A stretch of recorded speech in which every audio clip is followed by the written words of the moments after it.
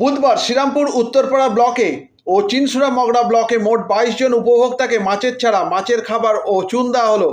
16 জনকে 50 কেজি করে মাছের চারা ও 6টা গ্রুপকে 70 কেজি করে মাছের চারা বিলি করা হয়। জেলা পরিষদ মৎস্য ও প্রাণী সম্পদ দপ্তরের পক্ষ থেকে পরে এই কার্যক্রম সম্পর্কে জানান হুগলি জেলা পরিষদের মৎস্য ও প্রাণী সম্পদ দপ্তরের কর্মাধ্যক্ষ নির্মাল্য চক্রবর্তী। চুঁচুড়া থেকে প্রবীর ঘোষালের রিপোর্ট।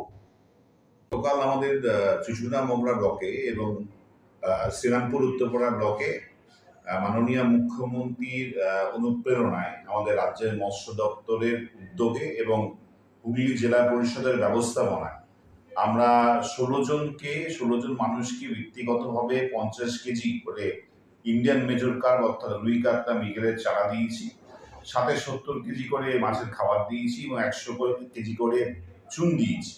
এছাড়াও এই দুই ব্লকে 6টা ফিশ প্রোডাকশন গ্রুপ, অর্থাৎ যে ফিশ প্রোডাকশন গ্রুপে 8 জন করে থাকে, সেই ফিশ প্রোডাকশন গ্রুপকে আমরা 70 কেজি করে ইন্ডিয়ান মেজর কার্প মাছের চারা দিয়েছি, রুই কাতলা মৃগেলের 120 কেজি মাছের খাবার দিয়েছি এবং 150 কেজি চুন দিয়েছি।